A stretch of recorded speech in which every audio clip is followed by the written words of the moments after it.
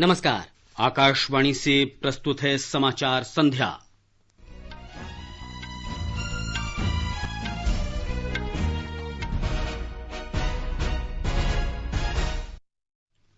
राष्ट्रव्यापी पूर्णबंदी 31 मई तक बढ़ी। कोविड-19 संक्रमण को नियंत्रित करने के उद्देश्य से गृह मंत्रालय ने नए दिशा निर्देश जारी किए। विमान, रेल और मेट्रो सेवाएं स्थगित रहेंगी। राज्यों की सहमति के आधार पर अंतर्राज्यीय परिवहन के लिए वाहनों को मिली मंजूरी। सभी शिक्षण संस्थान, धार्मिक स्थल, शॉपिंग मॉल्स, होटल और सिनेमाघर बंद रहेंगे। राज्य और केंद्र शासित प्रदेश रेड, ग्रीन और ऑरेंज जोन का निर्धारण करेंगे। कंटेनमेंट जोन में सिर्फ आवश्यक गतिविधियों की अनुमति होगी। वित्त मंत्री निर्मला सीतारामन ने आत्मनिर्भर भारत पैकेज की 5वीं और अंतिम किश्त की घोषणा की। 7 क्षेत्रों में ढांचागत सुधार की पहल और कोविड-19 रोगियों के ठीक होने की दर बढ़कर 37.5% हुई। पिछले 3 दिन में मरीजों की संख्या दोगुनी होने की दर 13.6 दिन हुई। चक्रवाती तूफान अम्फान के और तेज होने के कारण ओडिशा के 4 जिलों में हाई अलर्ट जारी।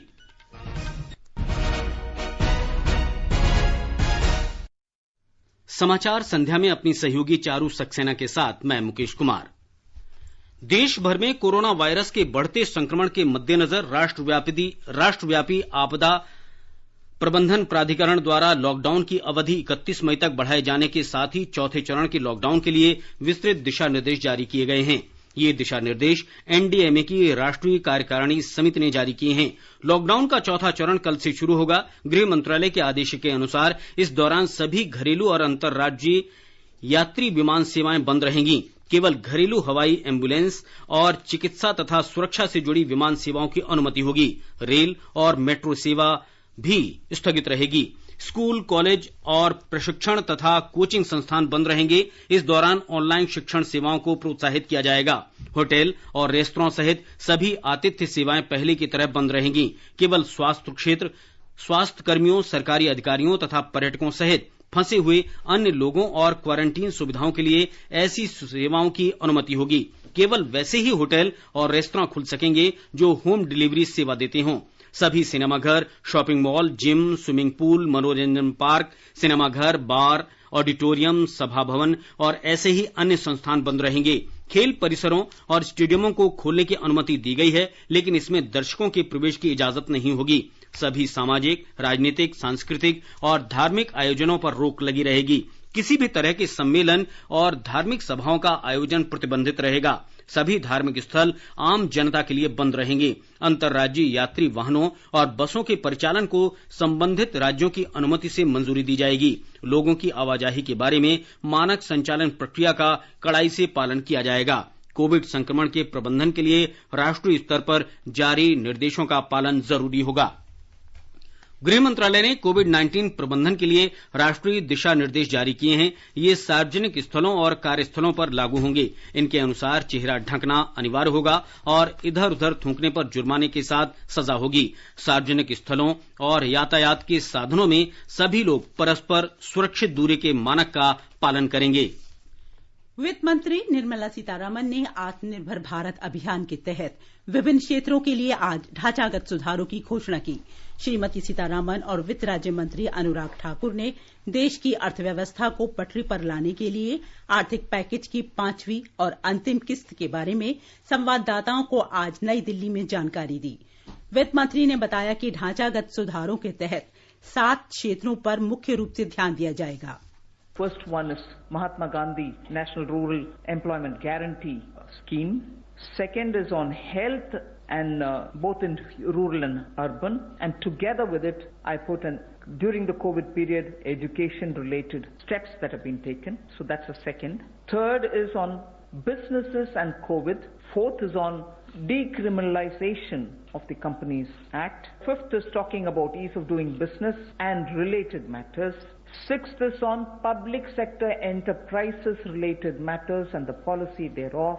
Seventh, state governments and resources related to state governments. वित्त मंत्री ने बताया कि मनरेगा योजना के तहत रोजगार सृजन के लिए और 40,000 करोड़ रुपए दिए जाएंगे। इससे लगभग 300 करोड़ कार्य दिवस के रोजगार सृजन में सहायता मिलेगी। श्रीमती सीतारमण ने बताया कि सरकार ने राज्यों के लिए कर्ज की सीमा राज्य के सकल घरेलू उत्पाद के 3% से बढ़ाकर 5% कर दी है। उन्होंने बताया कि अप्रैल के पहले सप्ताह में राज्य आपदा राहत कोष से 11,000 करोड़ रुपए से अधिक की राशि अग्रिम रूप से जारी की गई है। वित्त राज्य मंत्री अनुराग ठाकुर ने बताया कि केंद्र सरकार ने पूर्णबंदी के कारण उत्पन्न हुए संकट से निपटने के लिए राहत पैकेज में समाज के हर वर्ग का ध्यान रखा है। आत्मनिर्भर भारत अभियान में हमने पिछले कुछ दिनों में वो कदम उठाए जो रचनात्मक और उपयोगी हों और योजनाबद्ध तरीके से हमने काम किया है। इस पैकेज में सभी वर्गों का ध्यान रखने का प्रयास किया गया है, चाहे वो किसान हो, बागवान हो, महिला हो, मजदूर हो, उद्यमी हो, युवा हो, इन सबके लिए ही व्यापारी कर्मचारी तक के लिए भी उसका इसमें ध्यान रखा गया।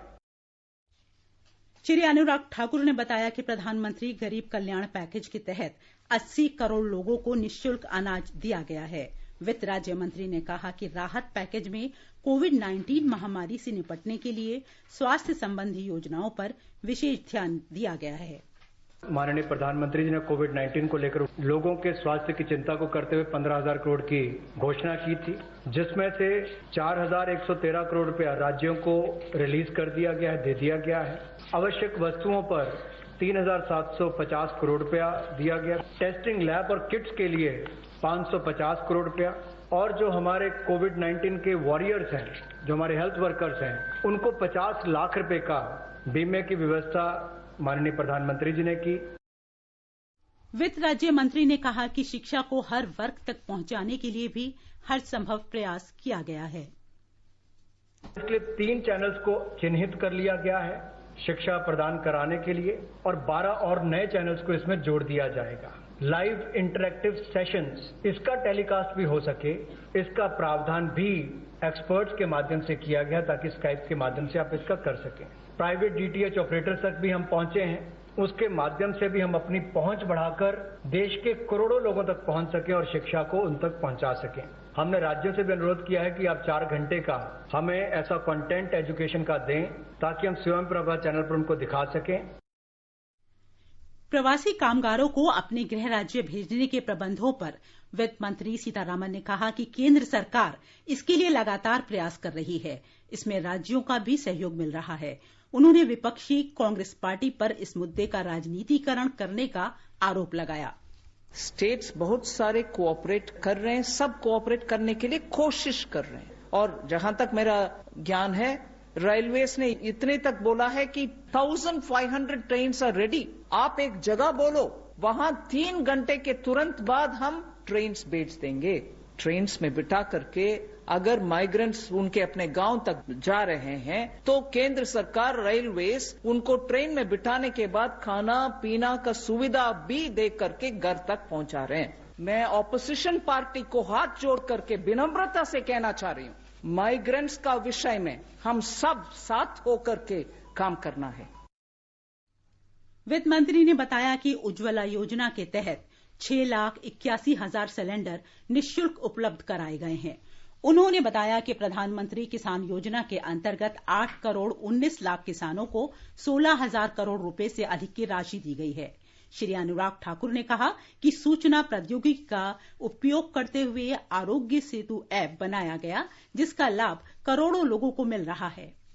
डिजिटल इंडिया को आगे बढ़ाते हुए आईटी का उपयोग करते हुए ई संजीवनी टेली कंसल्टेशन सर्विसेज का हमने इसकी शुरुआत की और कैपेसिटी बिल्डिंग की, चाहे वो वर्चुअल लर्निंग मॉड्यूल्स की बात हो और आरोग्य सेतु ऐप, तो करोड़ों लोगों ने देश भर में इसको डाउनलोड किया और यूपीआई भीम की तरह एक ये भी बहुत सफल प्रयोग देश में रहा है जिससे लोगों को लाभ मिल रहा है और हम ट्रेस कर पा रहे हैं कि कोई व्यक्ति अगर कोरोना से संक्रमित है तो उसका भी आप कर सकते हैं। लोग सेल्फ असेसमेंट भी इसके माध्यम से कर सकते हैं। प्रधानमंत्री नरेंद्र मोदी ने कहा है कि वित्त मंत्री के आज घोषित उपायों और सुधारों से देश में स्वास्थ्य और शिक्षा के क्षेत्र पर गहरा प्रभाव पड़ेगा। एक ट्वीट संदेश में श्री मोदी ने कहा कि इनसे उद्यमशीलता को बढ़ावा मिलेगा और सार्वजनिक क्षेत्र की इकाइयों की मदद होगी। इसके अलावा ग्रामीण अर्थव्यवस्था को मजबूती मिलेगी। उन्होंने कहा कि राज्यों से जुड़े सुधारों का भी बेहतर असर होगा। गृह मंत्री अमित शाह ने कहा है कि आत्मनिर्भर भारत की सोच को साकार करने की दिशा में आज की गई घोषणाओं का दीर्घकालिक असर होगा। उन्होंने कहा कि इन कदमों से स्वास्थ्य, शिक्षा और कारोबार के क्षेत्र में बड़ा बदलाव आएगा, जिससे करोड़ों गरीब लोगों को रोजगार मिलेगा। उन्होंने इन प्रयासों के लिए प्रधानमंत्री नरेंद्र मोदी और वित्त मंत्री निर्मला सीतारमण का आभार व्यक्त किया। सूचना और प्रसारण मंत्री प्रकाश जावड़ेकर ने सरकार द्वारा घोषित किए गए 20 लाख करोड़ रुपए के पैकेज को ऐतिहासिक बताया है। एक ट्वीट संदेश में श्री जावड़ेकर ने कहा कि इस पैकेज में अर्थव्यवस्था का हर पहलू शामिल है और इसमें समाज के सभी वर्गों के लिए कुछ न कुछ है। सूक्ष्म, लघु और मध्यम उद्यम मंत्री नितिन गडकरी ने कहा है कि वित्त मंत्री द्वारा विभिन्न क्षेत्रों के लिए आर्थिक पैकेज की घोषणा और एमएसएमई क्षेत्र की नई परिभाषा तय करने से उद्योग जगत को काफी प्रोत्साहन मिलेगा। Shri Gadkari business network international के प्रतिनिधियों के साथ वीडियो कॉन्फ्रेंसिंग के जरिए बातचीत कर रहे थे। भारतीय वाणिज्य और उद्योग संगठन फिक्की, भारतीय उद्योग और वाणिज्य मंडल एसोचैम तथा भारतीय उद्योग परिसंघ सीआईआई ने आत्मनिर्भर भारत आर्थिक पैकेज के 5वें चरण का स्वागत किया है। एसोचैम के महासचिव दीपक सूद ने कहा है कि सरकार के इन उपायों से अर्थव्यवस्था को गति मिलेगी। मनरेगा में आवंटन से कृषि और संबंधित क्षेत्रों को लाभ होगा। ये सारी चीजें आत्मनिर्भर भारत बनाने के सपने के साथ साकार होने के लिए एक राइट डायरेक्शन में स्टेप्स हैं। स्टेट फाइनेंसेस में काफी हद तक छूट दी गई है। स्टेट्स फ्रंट एंड कर रही हैं तो उन्हें लाजमी है कि पैसे की जरूरत पड़ेगी और ये लाइन ऑफ क्रेडिट स्टेट्स को मिल जाने से उनके लिए this will become a very positive step. सरकार ने इसके साथ इंसेंटिवाइज्ड तरीके से इस पैसे को रिलीज करने की बात की है, which will help build capacity, it will help you increase your investment and jobs. और सबसे ज्यादा भिन्न स्टेट्स में एमएसएमईज हैं, उनके लिए नई नई बिजनेस अपॉर्चुनिटीज खुलने की काफी हद तक संभावनाएं मिल सकती हैं। सीआईआई के महानिदेशक चंद्रजीत बैनर्जी ने कहा है कि मनरेगा के लिए आवंटित राशि में की गई जबरदस्त बढ़ोतरी से मौजूदा स्थिति पर सकारात्मक प्रभाव पड़ेगा। उन्होंने कहा कि राज्य स्तर के सुधारों की जरूरत थी और वित्त मंत्री ने सही दिशा में कदम उठाया है। Honorable Finance Minister has also strategically targeted the package for the poor, and this is very, very important, building health and education capabilities and also unleashing tremendous power of industry to contribute to employment as well as for national development. The reforms in the MSME sector, the agriculture sector, the power sector are indeed very, very transformational. FICCI ने एक बयान में कहा है कि राज्यों को बाजार से ज्यादा उधारी लेने का विकल्प देने से अपनी जिम्मेदारी का निर्वहन करने में मदद मिलेगी। इसके अलावा मनरेगा के लिए 40,000 करोड़ रुपए के आवंटन की ग्रामीण क्षेत्र में मांग बढ़ेगी। नीति आयोग के मुख्य कार्यकारी अधिकारी अमिताभ कांत ने कहा कि आत्मनिर्भर भारत अभियान के तहत दी गई वित्तीय सहायता और घोषित आर्थिक सुधार अपने आप में क्रांतिकारी है। आकाशवाणी से विशेष बातचीत में उन्होंने कहा कि प्रधानमंत्री नरेंद्र मोदी के नेतृत्व में मौजूदा सरकार ने दीर्घकालिक सुधार किए हैं। उन्होंने कहा कि पिछली सरकार के पास इन सुधारों के लिए दृढ़ इच्छा शक्ति नहीं थी। उन्होंने वित्त मंत्री के राहत पैकेज की सराहना की। These are very major and key reforms. These are structural reforms which were pending for over 3 to 4 decades. I've been in the government long enough to know that there was no political will to carry out these reforms till now. The government has demonstrated both its administrative and political will, and this will put India into a long trajectory growth rate. This crisis has been an opportunity, and this crisis has been very well utilized by the government to usher in reforms. Shri Amitabh Kant ने कहा कि lockdown के चौथे चरण में अर्थव्यवस्था को पटरी पर लाने के लिए आवश्यक कदम उठाए जाने चाहिए। Biggest stimulus will be to open up the economy and allow economic activities to go ahead. This battle has to be fought over a long period of time. 68% of our cases are vested in 18 districts. We need to follow a very hyper-local strategy and ensure that in these districts we are able to correct, do close contact testing as well as ensure that we are able to focus very, very strongly on the local area. रक्षा अनुसंधान और विकास संगठन के पूर्व महानिदेशक और नीति आयोग के सदस्य VK Saraswat ने कहा कि चरणबद्ध ढंग से किए गए उपायों से बहुप्रतीक्षित परिवर्तन आएगा।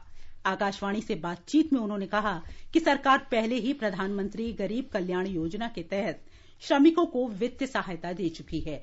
उन्होंने कहा कि फिर भी दिहाड़ी मजदूरों और प्रवासी कामगारों के लिए दीर्घकालिक उपाय किए जाने चाहिए।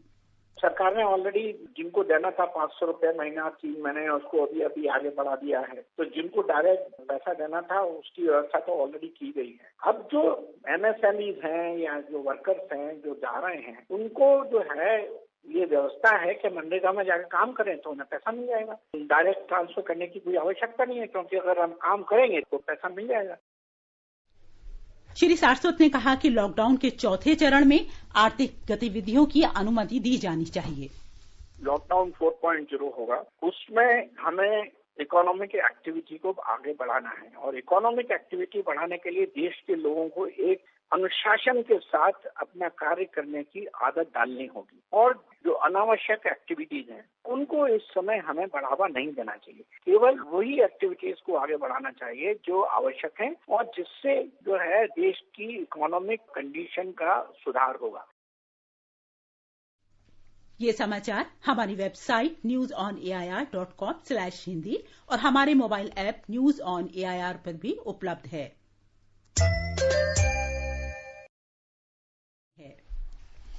आगे बढ़ने से पहले मुख्य समाचारों पर एक नजर। राष्ट्रव्यापी पूर्णबंदी 31 मई तक बढ़ी। कोविड-19 संक्रमण को नियंत्रित करने के उद्देश्य से गृह मंत्रालय ने नए दिशा निर्देश जारी किए। विमान और मेट्रो रेल सेवाएं स्थगित रहेंगी। राज्यों की सहमति के आधार पर अंतर्राज्यीय परिवहन के लिए वाहनों को मिली मंजूरी। सभी शिक्षण संस्थान, धार्मिक स्थल, शॉपिंग मॉल्स, होटल और सिनेमाघर बंद रहेंगे। राज्य और केंद्र शासित प्रदेश रेड, ग्रीन और ऑरेंज जोन का निर्धारण करेंगे। कंटेनमेंट जोन में सिर्फ आवश्यक गतिविधियों की अनुमति होगी। वित्त मंत्री निर्मला सीतारामन ने आत्मनिर्भर भारत पैकेज की 5वीं और अंतिम किश्त की घोषणा की। 7 क्षेत्रों में ढांचागत सुधार की पहल। कोविड-19 रोगियों के ठीक होने की दर बढ़कर 37.5% हुई। पिछले 3 दिन में मरीजों की संख्या दोगुनी होने की दर 13.6 दिन हुई और चक्रवाती तूफान अम्फान के और तेज होने के कारण ओडिशा के 4 जिलों में हाई अलर्ट जारी। देश में कोविड-19 के मरीजों के स्वस्थ होने की दर 37.5% हो गई है। पिछले 24 दिन के दौरान संक्रमित मामलों के दोगुना होने की दर 11.5 रही है, जो पिछले 3 दिन में गिरकर 13.6% रह गई है।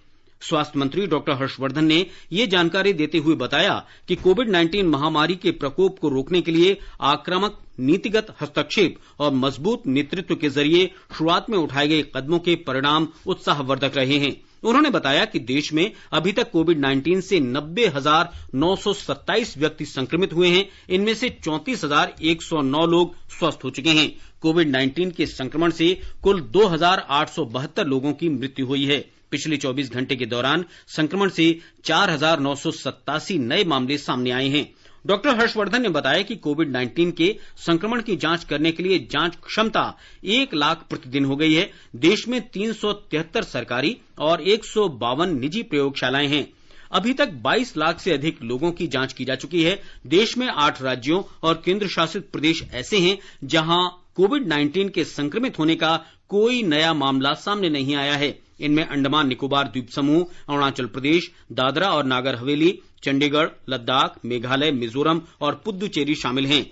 दमन और दीव, सिक्किम, नागालैंड और लक्षद्वीप में अभी तक संक्रमण का एक भी मामला सामने नहीं आया है। केंद्र सरकार ने राज्यों, केंद्र शासित क्षेत्रों और केंद्रीय संस्थानों में 90,22,000 N95 मास्क और 53,98,000 PPE किट मुहैया कराई हैं। डॉक्टर हर्षवर्धन ने बताया कि भारत नए सामान्य फैलाव की ओर लौटता दिख रहा है। लोग साबुन से हाथ धोने और सैनिटाइजर से हाथ साफ करने तथा मास्क लगाने और इधर उधर न थूकने की आदत अपना रहे हैं। उन्होंने कहा कि लोगों को कोविड-19 के संबंध में अफवाहों, गलत सूचनाओं और अपुष्ट दावों पर ध्यान नहीं देना चाहिए। दिल्ली में पिछले 24 घंटे के दौरान नोवल कोरोना वायरस के 422 और नए मामलों की पुष्टि होने से राजधानी में संक्रमित मरीजों की संख्या 9,755 हो गई है। दिल्ली सरकार ने पुष्टि की है कि अब तक 4,202 मरीज स्वस्थ हो चुके हैं और ठीक होने वाले लोगों की दर 43.07% हो गई है। पिछले 24 घंटे में 276 मरीज ठीक हुए हैं और 19 लोगों की मृत्यु हुई है, जिन्हें मिलाकर इस वायरस से मृतकों की संख्या 148 हो गई है। महाराष्ट्र में लॉकडाउन का चौथा चरण कल से शुरू होगा और 31 मई तक प्रभावी रहेगा। राज्य सरकार ने कहा है कि लॉकडाउन में किसी तरह की ढील के बारे में समय के अनुसार सूचित किया जाएगा। दूसरी ओर मुंबई नागरिक निकाय वानखेड़े स्टेडियम को क्वारंटीन सुविधा केंद्र के रूप में इस्तेमाल करने के हक में नहीं है। एक रिपोर्ट। महाराष्ट्र के उद्योग मंत्री सुभाष देसाई ने आज कहा कि केंद्र सरकार द्वारा घोषित आर्थिक पैकेज से सेवा और विनिर्माण क्षेत्रों को काफी राहत मिलेगी। इसी तरह पर्यटन और परिवहन क्षेत्रों में अवसरों की शुरुआत होगी। श्री देसाई ने कहा कि पैकेज का लाभ हर व्यक्ति ने उठाना चाहिए। उन्होंने कहा कि मुंबई, पुणे और नासिक में भारी निवेश देखा गया है, जो महामारी के कारण बुरी तरह प्रभावित हुआ है। इसलिए निवेशकों को राज्य के अन्य जिलों में विकल्प तलाशने चाहिए। इस बीच मुंबई नगर निगम के आयुक्त इकबाल सिंह चहल ने कहा कि नगर निगम शहर भर में कई बहुमंजिला पार्किंग स्थल को कोविड-19 रोगियों के इलाज के लिए सुविधाओं में परिवर्तित करने पर विचार कर रहा है। कुणाल शिंदे, आकाशवाणी समाचार, मुंबई। उत्तर प्रदेश के मुख्यमंत्री योगी आदित्यनाथ ने कहा है कि राज्य सरकार अन्य राज्यों में फंसे प्रवासी श्रमिकों की सुरक्षित वापसी के लिए प्रतिबद्ध है। उन्होंने अधिकारियों को इस मामले में सहायता के लिए अन्य राज्यों के अधिकारियों से संपर्क करने तथा सुरक्षित वाहनों द्वारा श्रमिकों को भेजने के लिए पर्याप्त इंतजाम करने का निर्देश दिया है। एक रिपोर्ट।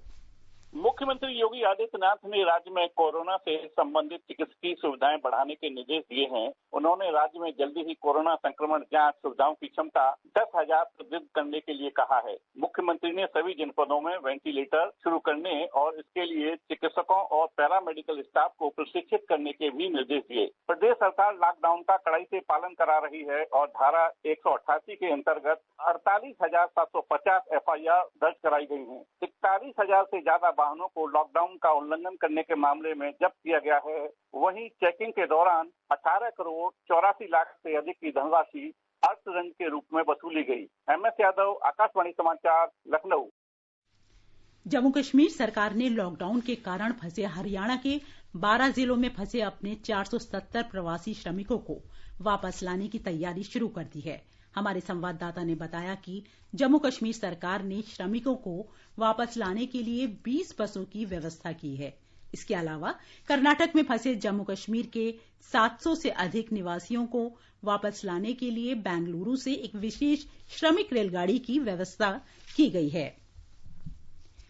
केंद्र शासित प्रदेश जम्मू कश्मीर में पूर्णबंदी के दौरान कृषि गतिविधियां जारी रखने के लिए किसानों को प्रशासन की ओर से हर संभव मदद की जा रही है।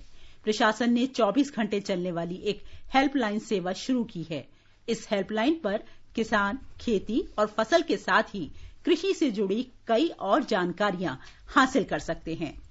जैसा कि किसान आमतौर पर मार्च और अप्रैल के महीने में बीज की बुआई शुरू करते हैं, कश्मीर में कृषि विभाग आमतौर पर किसानों के बीच विभाजन और जिला स्तर के अधिकारियों के माध्यम से किसानों के बीच बीज और रोपण वितरित करता है। लेकिन मौजूदा संकट के दौरान कृषि विभाग ने होम डिलीवरी के माध्यम से बीज वितरण शुरू कर दिया है, जिसकी वजह से किसानों की आवाजाही को काफी हद तक कम किया जा सकता है। इस बीच आए सब्जी उगाएं अभियान के तहत विभाग ने श्रीनगर के लाल मंडी में जनता के बीच किचन गार्डन के लिए रोपण वितरित किया है। इस अभियान का उद्देश्य ये सुनिश्चित करना है कि उत्पादक और जनता सामान्य रूप से रिक्त स्थान का अच्छा उपयोग करें और इन असाधारण परिस्थितियों में सब्जियों के उत्पादन से लाभान्वित हो। विभाग घरेलू जरूरतों को बढ़ावा देने और उत्पादकों को गुणवत्तापूर्ण सब्जी रोपण प्रदान करने के लिए प्रतिबद्ध है।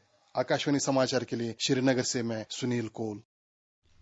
वंदे भारत मिशन के तहत एयर इंडिया की विमान से कल 169 भारतीय नागरिक ढाका से कोलकाता लौटेंगे। सूत्रों ने बताया है कि पश्चिम बंगाल के कई नागरिक बांग्लादेश में रहते हैं। इन्हें वापस लाने के लिए ढाका में भारतीय उच्चायुक्त विशेष प्रयास कर रहे हैं। इन लोगों को प्राथमिकता के आधार पर वापस लाया जा रहा है।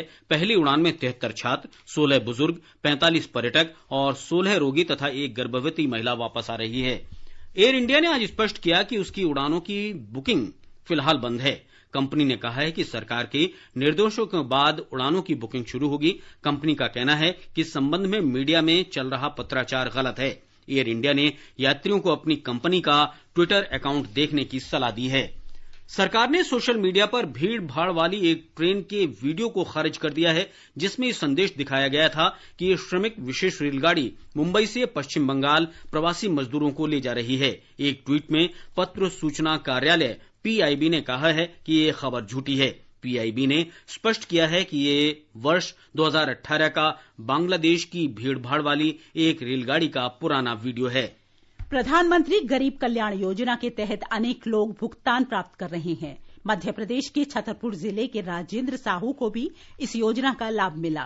राजेंद्र साहू ने विभिन्न योजनाओं के तहत लाभ प्राप्त करने पर सरकार को धन्यवाद दिया। नाम राजेंद्र साहू, ग्राम ब्रजपुरा, जिला छतरपुर, मध्य प्रदेश। पहली किस्त 2000 की आ चुकी है, दूसरी भी आ चुकी है। ऐसी परिस्थिति में जो पैसा मिला है वो आर्थिक स्थिति में काम आया है, इसलिए मैं सरकार का धन्यवाद करता हूँ। आकाशवाणी पर विशेषज्ञों की सलाह के तहत कोविड-19 महामारी के बारे में प्रमुख चिकित्सा विशेषज्ञों की राय प्रसारित की जाती है। इस कड़ी में आकाशवाणी से बातचीत में नई दिल्ली के अखिल भारतीय आयुर्विज्ञान संस्थान एम्स में गठिया रोग विभाग की प्रमुख डॉक्टर उमा कुमार ने लोगों को सुरक्षित दूरी बनाए रखने, हाथों की सफाई और खांसते समय मुंह पर रुमाल रखने की सलाह दी है। इस वायरस का क्योंकि कोई ट्रीटमेंट अवेलेबल नहीं है, इसलिए जो बिहेवियरल थेरेपी है लाइक हैंड हाइजीन, हाथों का बार बार धोना सोप वाटर से 20 सेकंड तक, या फिर हैंड सैनिटाइजर यूज करना, सोशल या फिजिकल डिस्टेंसिंग मेंटेन करना, कॉफ एटिकेट्स, खांसने छींकने का एक प्रॉपर तरीका जो है वो समझना और उसको फॉलो करना। चक्रवाती तूफान अम्फान के और तेज होने के कारण उड़ीसा के 4 जिलों में हाई अलर्ट जारी किया गया है। हमारी संवाददाता ने बताया है, इसके अलावा 8 अन्य जिलों में भी सतर्कता बढ़ा दी गई है। चक्रवाती तूफान उम्पुन के मद्देनजर उड़ीसा के 4 जिले भद्रक, बालेश्वर, जगतसिंहपुर, केंद्रापड़ा के जिलाधीशों को सतर्क रहने का निर्देश दिया गया है। इसके अलावा तैयारी एवं उद्धार कार्य को त्वरान्वित करने के लिए इन जिलों में एनडीआरएफ की टीम पहुंच गई है। राज्य सरकार की तरफ से कहा गया है कि आवश्यक पड़ने पर करीब 11 लाख लोगों को स्थानांतरित किया जाएगा। इसके अलावा नयागढ़, खोर्धा, पुरी, ढेंकनाल, मयूरभंज, गजपति, गंजाम एवं जाजपुर जिले में 18 मई से भारी बारिश की संभावना जताई गई है। 19 मई को पूरे राज्य में बारिश होने की संभावना है। सभी तटीय जिलों में भारी से भारी बारिश होने का मौसम विभाग की तरफ से अनुमान लगाया गया है। इस दौरान मछुआरों को समुद्र में न जाने की सलाह दी गई है। इतिश्री सिंह राठौड़, आकाशवाणी समाचार, कटक। और आइए अब डालते हैं एक नजर कल के मौसम पूर्वानुमान पर। राष्ट्रीय राजधानी दिल्ली में अधिकतम तापमान 41 डिग्री सेल्सियस और न्यूनतम तापमान 25 डिग्री सेल्सियस रहने का अनुमान है। दिल्ली में आंधी तूफान आने या गरज के साथ छींटे पड़ने की संभावना है। मुंबई में शाम को बादल छाए रहेंगे और शहर का अधिकतम तापमान 35 डिग्री सेल्सियस और न्यूनतम तापमान 28 डिग्री सेल्सियस रहने का अनुमान है। चेन्नई में आमतौर पर बादल छाए रहेंगे। शहर में बूंदाबांदी या हल्की बरसात होने की संभावना है। शहर का तापमान 29 डिग्री सेल्सियस और न्यूनतम तापमान 37 डिग्री सेल्सियस रहने का अनुमान है। कोलकाता में आंशिक रूप से बादल छाए रहेंगे और हल्की बरसात होने की संभावना है। शहर का अधिकतम तापमान 37 डिग्री सेल्सियस और न्यूनतम तापमान 28 डिग्री सेल्सियस रहने का अनुमान है। जम्मू कश्मीर केंद्र शासित क्षेत्र के जम्मू में न्यूनतम तापमान 22 डिग्री सेल्सियस और अधिकतम तापमान 37 डिग्री सेल्सियस रहेगा। शहर में आमतौर पर आसमान साफ रहेगा। श्रीनगर में न्यूनतम तापमान 11 डिग्री सेल्सियस और अधिकतम तापमान 23 डिग्री सेल्सियस रहने की संभावना है। शहर में बादल छाए रहने और बरसात या आंधी या गरज के साथ छींटे पड़ने का अनुमान है। गिलगित में न्यूनतम तापमान 13 डिग्री सेल्सियस और अधिकतम तापमान 28 डिग्री सेल्सियस रहने की संभावना है। मुजफ्फराबाद में शाम को आंशिक रूप से बादल छाए रहेंगे। शहर में न्यूनतम तापमान 13 डिग्री सेल्सियस और अधिकतम तापमान 33 डिग्री सेल्सियस रहेगा। प्रधानमंत्री नरेंद्र मोदी ने इजरायल के प्रधानमंत्री बेन्यामिन नेतन्याहू को 5वीं बार सरकार गठन करने की बधाई दी है। श्री मोदी ने कहा है कि भारत इजरायल रणनीतिक भागीदारी को और सुदृढ़ करने के लिए वे नेतन्याहू सरकार के साथ निकट सहयोग जारी रखने के लिए उत्सुक हैं। आकाशवाणी का समाचार सेवा प्रभाग आज अपने फोन इन कार्यक्रम में कोरोना वायरस संक्रमण पर एक विशेष परिचर्चा प्रसारित करेगा। ये कार्यक्रम रात 9:25 पर सुना जा सकेगा। अंत में मुख्य समाचार एक बार फिर। राष्ट्रव्यापी पूर्णबंदी 31 मई तक बढ़ी। कोविड-19 संक्रमण को नियंत्रित करने के उद्देश्य से गृह मंत्रालय ने नए दिशा निर्देश जारी किए। विमान और मेट्रो रेल सेवाएं स्थगित रहेंगी। राज्यों की सहमति के आधार पर अंतर्राज्यीय परिवहन के लिए वाहनों को मिली मंजूरी। सभी शिक्षण संस्थान, धार्मिक स्थल, शॉपिंग मॉल्स, होटल और सिनेमा घर बंद रहेंगे। राज्य और केंद्र शासित प्रदेश रेड, ग्रीन और ऑरेंज जोन का निर्धारण करेंगे। कंटेनमेंट जोन में सिर्फ आवश्यक गतिविधियों की अनुमति होगी। वित्त मंत्री निर्मला सीतारामन ने आत्मनिर्भर भारत पैकेज की 5वीं और अंतिम किश्त की घोषणा की। 7 क्षेत्रों में ढांचागत सुधार की पहल। और कोविड-19 रोगियों के ठीक होने की दर बढ़कर 37.5% हुई। इसके साथ ही समाचार संध्या का ये अंक समाप्त हुआ। नमस्कार।